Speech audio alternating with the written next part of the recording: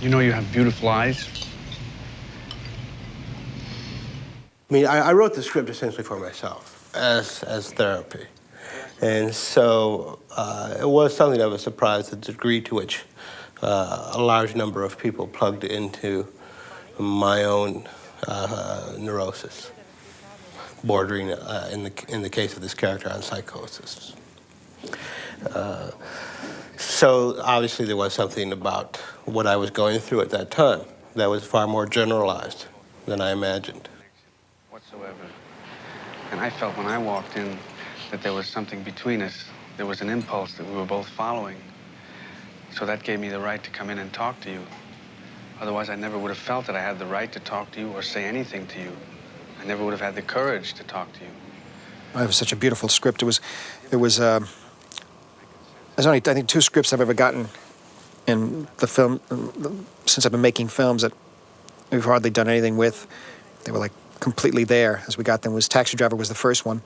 And then later on it was King of Comedy by Paul Zimmerman. But this was the very first one where Bob and myself, felt as if it had been written for us in a funny way.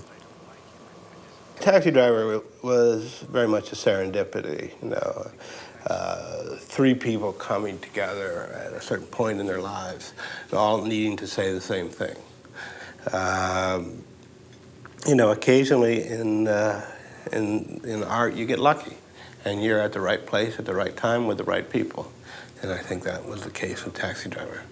And I think that Marty's highly frenetic, cutting against the grain, urbanized style was a wonderful counterpoint to the sort of Protestant reserve and inhibition of the character in the screenplay.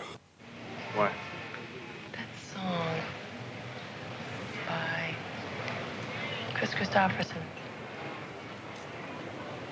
Who's that? The songwriter. Paul always felt it was important that he never knew anybody. He didn't know any celebrities. He was completely in his own world. The movies he would go and see would be the porno movies, and he had no sense of fitting in with people. He says, I have to live a pure life. And he's popping pills. My favorite line in the script is, he says, a person should not live a life of morbid self-attention. That's all he does, is live a life of morbid self-attention. He despises the sort of gutter world of pornography, yet that's what he goes and sees. It is, it's a life, it is essentially a contradictory life that has to resolve itself.